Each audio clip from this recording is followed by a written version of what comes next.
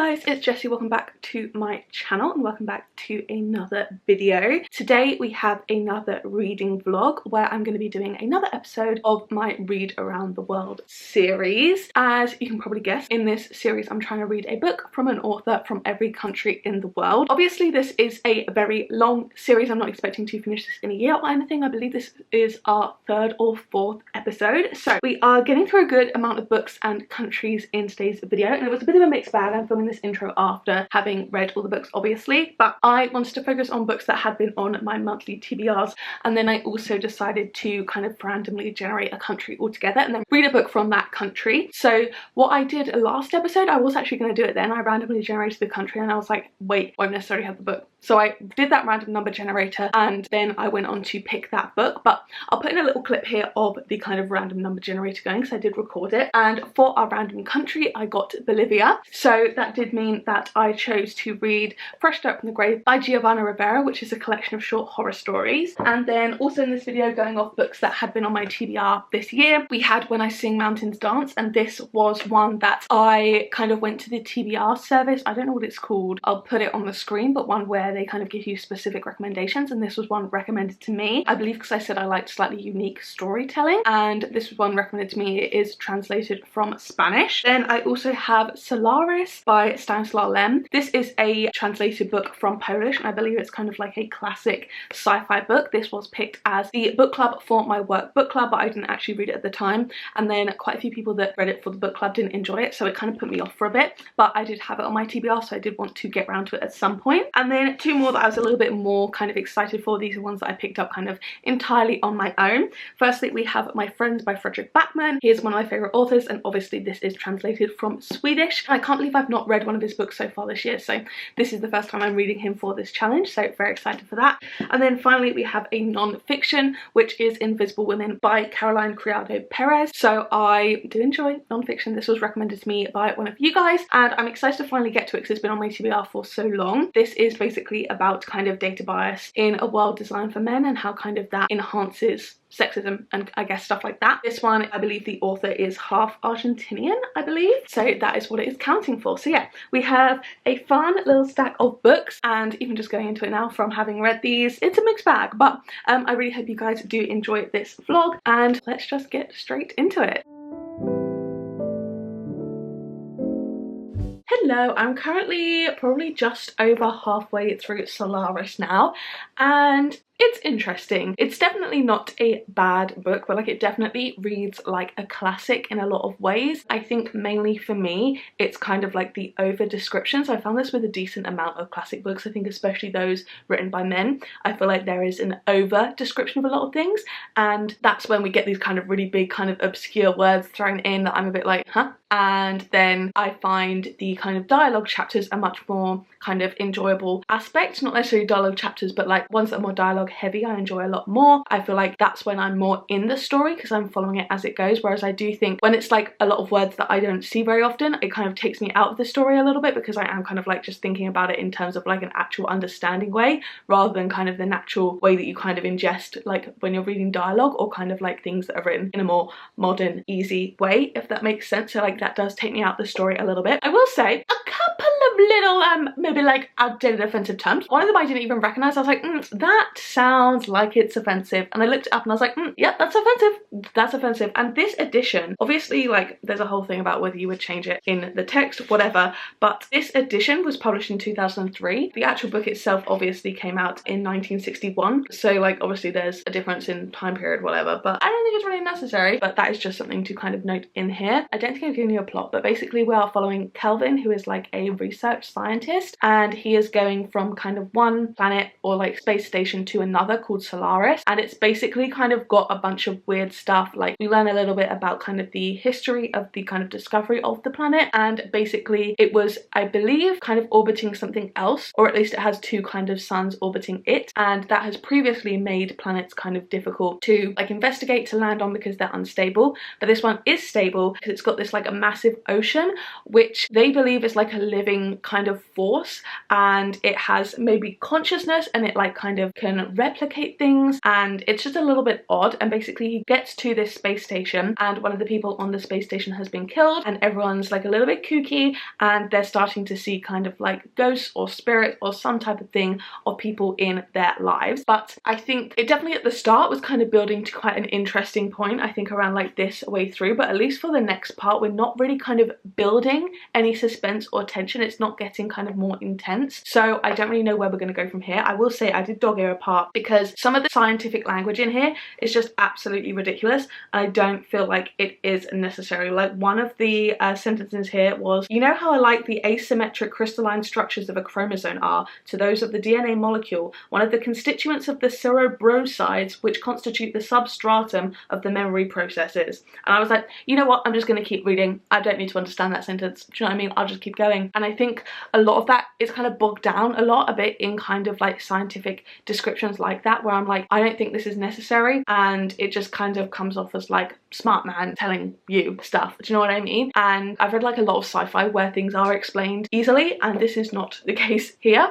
And I will say as well, it's something I've noticed in classics. I feel like the men are so angry all the time. Like he doesn't get like a clear answer to his question like twice, and then he's like yelling, and he's like, I had to hold back my anger. And I was like, dude, calm down, calm down. I mean, it's okay. Everyone that kind of I knew personally that read it for that kind of book club I was in did not enjoy it, so we'll see. But yeah, hopefully it should be quick to finish. It's definitely not reading as fast as I thought it was given the length, but like it is a reasonably like dense classic. Do you know what I mean? It's not dense in a way of like I think Charles Dickens is. Not that I've read Charles Dickens, just like from bits I've seen. It's not dense in that way, but just dense in the kind of scientific way. Do you know what I mean? So yeah, I'll finish this off today, but I'm not overwhelmed with love for it at the moment. Hello, so I have now finished up Solaris, and is anyone surprised I did not enjoy it? I didn't like it. So I decided to give this one a 2, which I thought was kind of generous. Also, I cut my hair today. Where's it gone? Seriously, where has it gone? It was full curls with my straighteners. Where's it go? It just looks messy now. Anyway, I found this incredibly underwhelming. I think part of me just doesn't really like classics. Like I don't read books to like have a profound like feeling that I've read something excellent. Like I read books to be entertained, and this wasn't entertaining at all.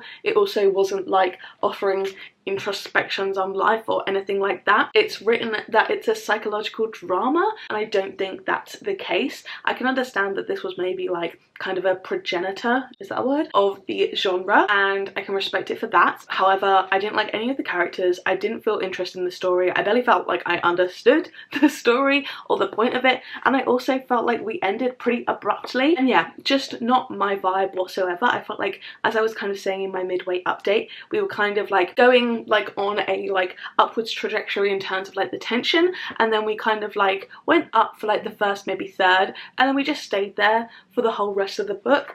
And yeah, I just didn't really enjoy it at all. I felt like a lot of it was kind of like pointless in terms of moving the plot forward. I felt like not a lot actually really happened. We didn't even get like tons of explanations, to be honest. And yeah, overall just very underwhelming, and I didn't enjoy it. Like that's basically where I stand with it, to be honest. I also, when I thought I was listening to the audiobook of it, and I started off and I was like, wow, this is like a graphic audio, this is so fun. And then I was like, I wonder where I am. I was only a couple pages into the audiobook, and I was like, I just want to check. And I was like, oh, that's not happened, that's not happened, that's not happened. Oh, there's one line of dialogue that I have. And I was looking through it, and I realised I was accidentally listening to an archive of a BBC Radio 1 audio drama from like the 70s. So unfortunately couldn't listen to the audiobook, had to just kind of bear with it through the entire thing, and barely enjoyed a moment of it, to be honest. So like I feel like 2 stars is generous, but like it wasn't like I mean, like there was some offensive stuff in it, but like it wasn't like offensive in terms of like my enjoyment. It was just boring, and that's maybe actually the worst crime a book can have. However, like because it's a classic,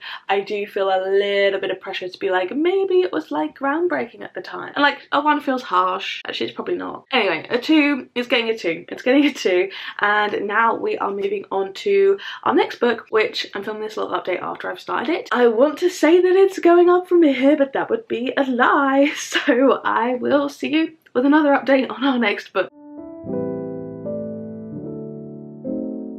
Hello, So I am currently actually a decent amount of the way through When I Sing Mountains Dance. I will say, by the way, if my eyes look bloodshot, I stroked my cat and made the mistake of rubbing my eyes when I'm allergic to the cat, and also if my hair looks greasy, it's got oil in at the top, just like a little bit before I have a shower this evening, so apologies. But I am not really liking this at all. So I think my issue with this is the writing style. It's written in a very lyrical way. The narrative isn't cohesive. So we're basically kind of in the Spanish Pyrenees like mountains, and we follow different people throughout, and they're all kind of connected to each other. We like jump from chapter to chapter from a different perspective. But what's confusing about that is we will get, I think we start out with maybe like Sio or Dominic's point of view, and then we jump to Hilari's point of view, who is their son, but we're jumping to it when he's like grown up a bit more, and then we jump to someone else who's like talking about Hilari, like an event that happened to him happened ages ago, so we're in the future, and then we're back in the past in each chapter, and there's no clear kind of definition of that. What kind of like made me interested in the book as well is that there was a lot of kind of like non-human perspectives. So like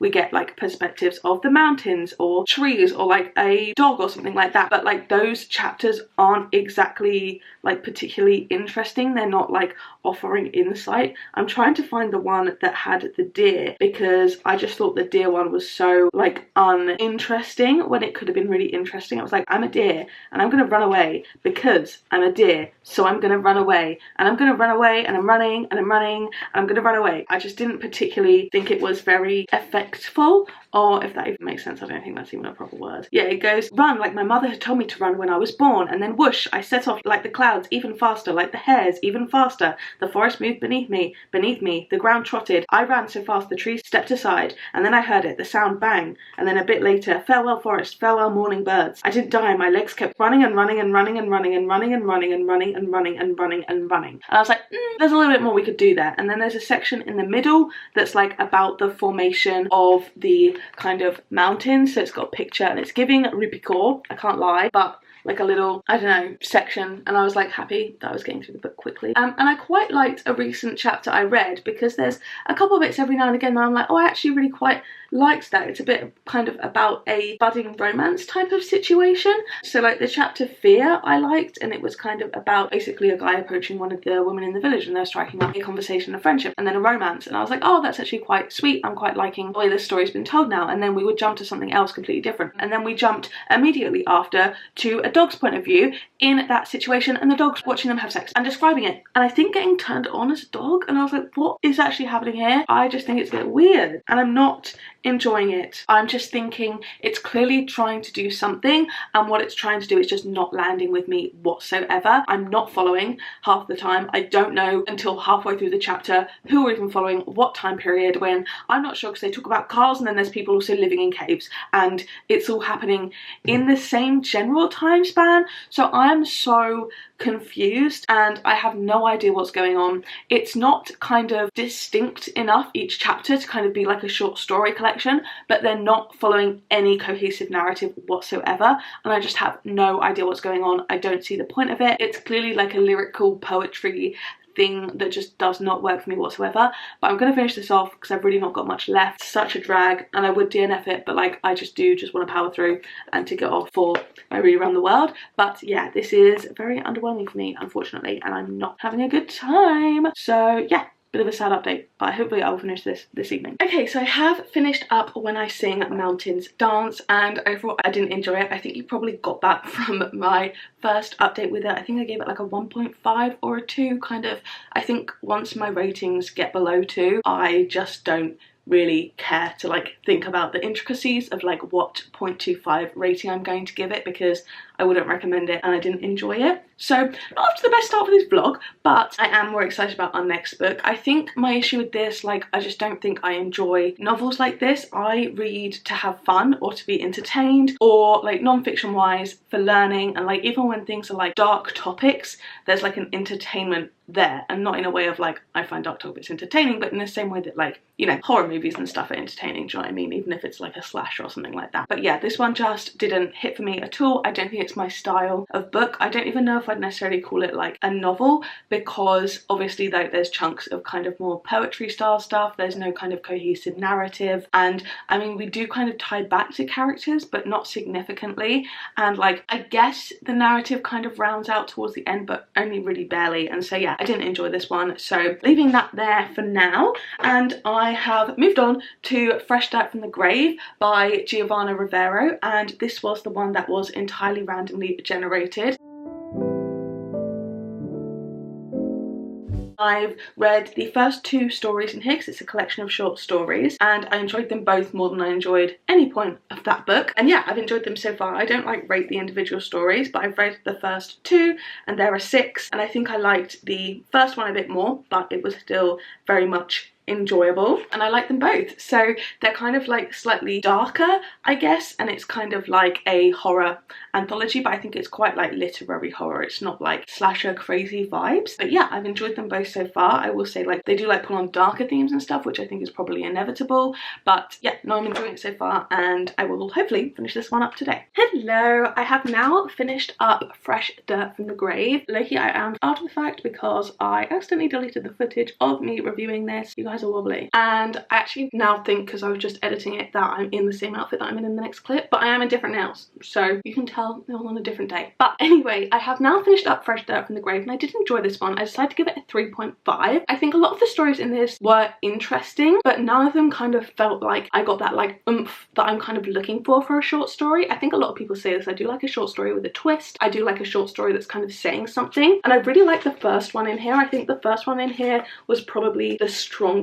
There was one in the middle, I think it might have been Donkey Skin, that I didn't really feel thrilled about. I kind of think the last 3, all of them really, I wasn't super into. The last one, Kindred Deer, was interesting, but I kind of felt like that was almost like an opening to a like novella, I guess. But overall this was really interesting to read from. Again, a completely random country generated for me. I'm excited to have obviously Bolivia ticked off, and I do like a short story collection. I do think it's kind of one of my favourite ways to kind of consume new authors. Obviously this is just from the same author. I think it's a lot easier to commit to than like a full novel, because even if you don't like one kind of concept wise, you're likely to like another. So I think overall it was kind of 50-50 on here. A lot of these kind of lent towards more enjoying than not enjoying. There were none that I hated in here. However, like I think majority of these would be a 3 or a 4, hence why I kind of gave it a 3.5. I definitely think this is a good recommendation though if you're kind of interested in it. It is a horror novella, but it's not horror in a kind of way of slashery type of vibe. It's definitely more just kind of slow, kind of quiet horror, if that makes sense. So yeah, overall I did enjoy this one. It was interesting to read because I'd never heard of the author before, and yeah, it was a fun time. Definitely like not gonna DNF it or anything. It's definitely kind of the best so far, and I am gonna lower my rating of When I Sing Mountains Dance, I think, to a 1. I can't lie, like I know it sounds really harsh, but like reflecting on the book, there was absolutely nothing from it I enjoyed whatsoever. It took me so long to power through and I didn't enjoy a second of it, so I'm low-key dropping it to a 1, which feels harsh, but it's just my honest opinions, and I know some people love it, but like for me it was just too pretentious. I didn't like it, I didn't enjoy it, so it's getting a 1. I don't think anyone's gonna like be looking to me for like really critical like literary analysis. I don't think I'm offending anyone with that, so yeah, sorry to everyone. It's getting a 1. So we've got like a 1, a 2 and a 3 effectively, but I do know because I'm filming this afterwards, but like let's just say I hope things will get better from here. So let's move on to our next book, which is one that I definitely had a lot more hope for. Hey guys, so I am currently about, I would say 70% of the way through My Friends by Frederick Backman, and I am really enjoying this so far. I will say I was reading it physically up until like the 60% mark or so, and I kind of was not in love with it, but I actually started listening to the audiobook this morning and I'm enjoying it a lot more. I think my kind of main complaint with it up until that point was I wasn't necessarily super connected to, I think it was Louisa rather than Ted, and I realise now that I haven't actually actually given you a synopsis, so let me do that first before I get too ahead of myself. But in this one, we are basically following Louisa, who has just turned 18, and she is an orphan, and she's just kind of left her care home. Her best friend's died, so she's kind of going through a little bit of a time, and she's always kind of been obsessed with this painting. And the first kind of few chapters is her at this gallery kind of looking at the painting, and throughout a kind of weird series of events she ends up kind of in possession of the painting. It's like a really famous, really rich painting. So she ends up on this journey with someone else who is connected to the painting, going to a location where hopefully they can kind of sell it or do something with it basically. And the other person that's connected to the painting knows the artist who painted it. They grew up together and they're kind of talking about their childhood a lot. So it's kind of flashing back between the present with Louisa and Ted, the guy who is also connected to the painting, and Ted's childhood with the artist and his friend group, and kind of talking a lot about that. And I do really, really like it. I will say, I don't think this has quite got the like insanely powerful writing that I felt like Beartown had, and it doesn't have quite the level of like human insight in a comedic way that Anxious People had, but I am still really enjoying it. And I do think my issue was that I didn't necessarily feel super connected to Louisa. We don't really get too much about her. We spend so much time with Ted, and we are in kind of third person perspective, but we spend most of the time kind of following Ted, if that makes sense. We don't really follow Louisa all too much, so I feel like I don't even know if that's going to come at this point because we're really not too far through it. I would have loved to kind of felt a little bit more connected to her, but I do think listening to the audiobook, the narrator kind of brings her to life, and kind of just certain parts of her speech and stuff I think make me feel more connected to her and enjoy her more as a character because of being able to actually hear the dialogue. And I am still really enjoying it. I do think maybe even through the audiobook the kind of poignant lines are standing out even a little bit more to me. But yeah, I was honestly kind of like feeling a little bit disappointed by this. I mean, again, it would still have sat at around like a very high 3, maybe a 4 if I hadn't picked up the audio and it had kind of continued on that trajectory. But now I am really, really enjoying it and I'm liking it a little bit more. I think just kind of getting a bit more into it. I will say I've not been in a super physical reading mood recently, so this has taken me a little while to read, so that might be why I wasn't super in it. But when I was reading it, I was reading like 50 to 100 pages. It's not like I was just reading like 10 pages and then putting it down for 2 days. But I'm now kind of on page 298 out of I believe there's like 400 or so pages, so I'm nearly 3/4 of the way through and I definitely think I'll finish this off today. And yeah, so I'm really excited to carry on with this, and I'm really glad that I've kind of gotten over a little hurdle that I was having with it. Again, I think that was a personal thing, but overall I am liking this a lot and I think it's really sweet, and I definitely think it's going to be sad towards the end. But yeah, I'm going to finish this off today I think, and yeah, I'll catch up with you when I'm done with it. Hello! So I have now finished up My Friends by Frederick Backman, and I feel like I had such a roller coaster with this one. I ended up really, really enjoying it and I gave it a 4.25, which I was pretty pleased about given how I wasn't necessarily set on it at the start. I don't know if you can see I even tabbed a couple of things, literally like 3 because I never ever tab, but they do have just some quotes in here that I really, really like. I think one of my favourites, I mean everything I tabbed was like low-key about men, but the first one that I really liked, it says, lucky children often ask what the most dangerous animal in the world is, but all other children already know. It isn't the lion or the hippopotamus or the snake or the spider or the shark. The most dangerous creature on the planet is, and always has been, a young man. And the worst thing about a young man, that until very recently he was just a boy. No one gets any warning when he stops being one. Which I was a bit like, oof, that hits a little bit. And where is the other one I liked as well? This is kind of starting from the middle of a sentence, but it says, and she thinks about fish telling her what evil among men is like. It's like water being heated up a little at a time. It gets worse and worse, but so slowly it's hardly noticeable. So everyone can convince themselves that it's probably normal until we're all boiling. And I was like, you lucky 8 with those, Frederick, I can't lie. There were probably other bits throughout, but even the first one I read out I was listening to, and I literally heard it and I was like, oh, I need to open the book and underline that, because I really, really enjoyed it. Also, another thing, I had this kind of facing the sun, and I don't know if you can see here, but there was like such a clear line where my bookmark was for a while, where it was just sat on my desk, and I think it's really funny how the sun has like damaged it slightly, but so clearly where the bookmark was. But I don't really know why I wasn't connecting to it at the start. I think maybe it was an issue with Louisa, and I do think this whole thing is basically like one character telling another character a story, but I think I was finding Louisa a little bit grating at the start, whereas I think I just kind of wasn't really getting her as much, whereas I think listening to the audiobook really helped me out with kind of like understanding the way she was saying things. I do think I was kind of like taking it as obnoxious, whereas maybe in other cases it was actually like being more sarcastic. But yeah, 4.25, and I really did enjoy this one, and this is obviously the book for Sweden because Frederick Backman is Swedish, and this was translated. I ended up listening to maybe like a quarter of it, and then I read the very end. I did shed one tear. I didn't really cry. I wasn't super upset. A couple points made me a little bit emotional, but it wasn't like devastatingly sad or anything like that. So I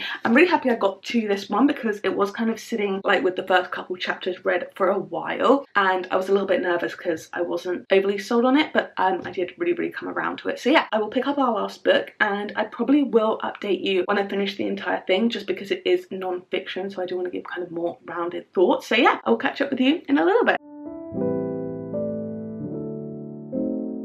Hello, sorry about the reflection on my glasses, actually they're quite glary, but I did end up finishing up Invisible Women by Caroline Criado Perez, and I basically started this one out. I was reading it kind of physically, and I was kind of tabbing and underlining a lot, and I was just kind of getting really into it, and I really wanted to actually like listen to it. So I decided to just listen to it all in one go via audio, and then I think I'm going to go back in over time and kind of tab some of the most interesting stuff, because this was really good. If you kind of know anything about me, you'll know, unsurprisingly, I really enjoyed this one. I decided to give this a 4.25. I thought it was really strong. This is basically kind of talking about data bias and how that really shapes the kind of like actual lived experience and livable world for women everywhere. We kind of touch on kind of things like scientific trials, how almost all first phase clinical trials are done on male animals, and this is supposedly because like the reproductive system and everything kind of makes things kind of complex. It can kind of like, depending on the time of the month and the phase of the menstrual cycle, can mean that rats react differently or mice react differently to certain medications being trialed, and with that kind of a lot of side effects in a lot of medication for women. One of the main side effects is that it just doesn't work, which implies that there are gender differences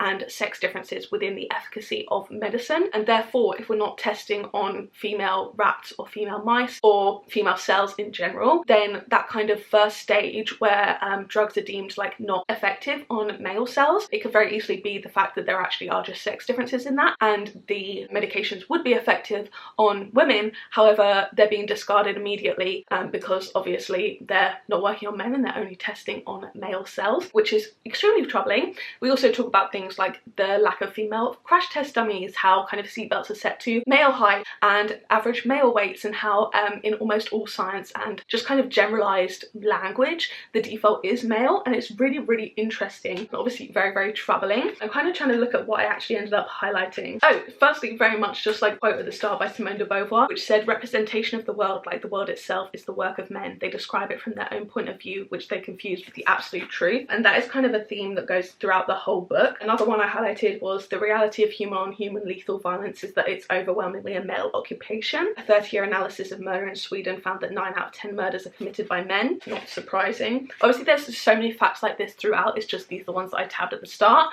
and I do really want to go back through because it was so interesting. A 2007 international study of 25,439 children's TV characters found that only 13% of non-human characters are female, and female human characters were 32%, so very low. In the UK, there's more statues of men called John than a historical named non-royal women, and the only reason it's non-royal women is because Queen Victoria has a bunch of statues. Women make up only 24% of the persons heard, read or seen about in newspapers, television and radio news in 2015, which is the same as it was in 2010. Oh, and again, this is another theme that goes throughout the whole book. Whiteness and maleness are silent precisely because they do not need to be vocalized. Whiteness and maleness are implicit, they are unquestioned, they are the default, and this reality is inescapable for anyone whose identity does not go without saying, for anyone whose needs and perspectives are routinely forgotten. And we kind of go on throughout the book kind of talking about a load of different examples in here. So it's a lot kind of talking about research, technology, media, and then kind of like workplaces, and a lot of it kind of stems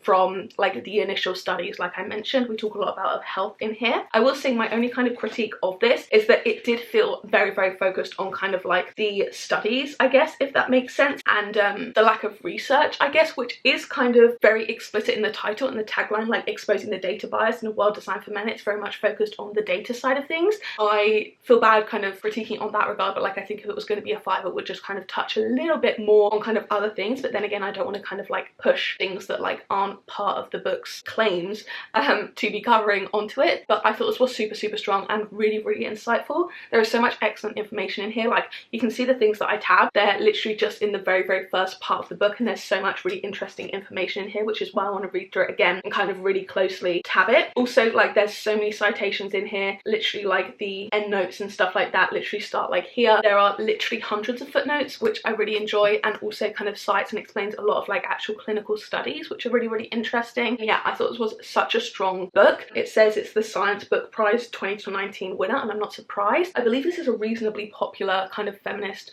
non-fiction, but yeah, highly recommend. I thought it was absolutely excellent. But yeah, that is the conclusion of today's video. It took me a little while. Obviously we went through like a full haircut and everything in this, but I do hope you guys did enjoy. I'll put a little map on the screen that my lovely friends made, because we are kind of doing this challenge together, but you can see my personal map. I'm about 10% through the world now, which is exciting, and obviously have plenty of plans to do more. As always, do let me know kind of in the comments if there's any books that you would recommend for this challenge. Obviously I'm hoping to hit a lot more countries, but yeah, overall a mixed bag, but like My Friends and Invisible Women were like very strong for me, and I love both of those, so would highly recommend. And I'm still glad I got to read from other authors that I wouldn't necessarily pick up. And also Fresh Dirt from the Grave was very good. I did enjoy that one too. So yeah, if you like this, don't forget to give it a like down below, hit subscribe and turn on the bell to join our little club. Make sure to turn on all notifications, then you'll be notified every single time I post a new video. And if you want to watch my other videos, there'll be 2 on the screen now to pick from, as well as a load link up in the cards from earlier. So yeah, thank you guys so much for watching, and I will see you in the next one. Bye bye.